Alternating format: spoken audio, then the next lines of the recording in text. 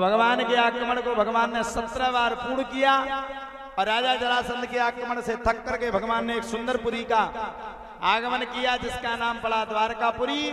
द्वारकापुरी में भगवान ने अपने भाई बलराम जी का ब्याह रेवत की पुत्री रेवती के साथ संपन्न किया। और रेवती के साथ विवाह संपन्न करने के तत्पश्चात ही एक सांस में भगवान की भगवत कथा आगे बढ़ी। अब भगवान के विवाह का समय आ गया। भीष्मक देश, विदर्भ देश के राजा का नाम था भीष्मक, कुंडनपुर के राजा का नाम था भीष्मक। भीष्मक अपनी पुत्री रुक्मणी का विवाह द्वारकाधीश के साथ करना चाहता था, लेकिन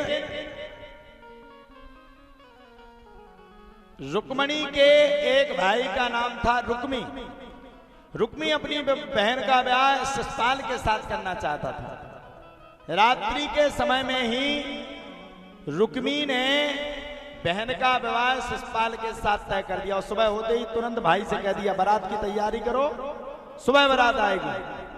माता रुक्मणी को अत्यंत खेद हुआ और खेद में होकर के माता रुक्मणी ने भगवान के लिए बड़ा सुंदर पत्र लिखा, जिसको कहते हैं प्रेम पत्र। भगवान को बड़ा सुंदर पत्र लिखा। प्रेम पत्र लिख करके चल पड़ी। और जैसे ही प्रेम पत्र को भगवान ने पढ़ा, वैसे ही द्वारकापुरी से दौड़ते हुए भगवान कुलदेवी के मंदिर में कुंडनपुर में आ गए।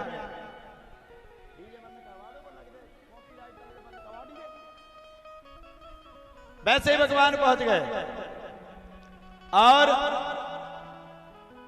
पहुंच करके भगवान ने बड़े प्रेम के साथ ब्राह्मण देवता को पहुंचाया। पहुंचो ब्राह्मण देवता, और पहुंच करके रुक्मणी से कहो, चिंता मती करो, हम तुम्हारा इंतजार कुलदेवी के मंदिर पर कर रहे हैं। और जैसे ही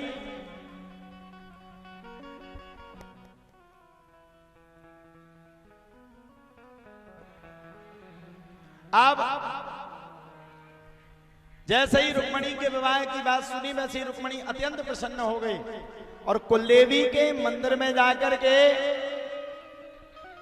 रुक्मणी माता ने बड़े प्रेम के साथ विवाह को संपन्न करवाने के लिए कुलदेवी के मंदिर में आशीर्वाद लेने के लिए पहुंची।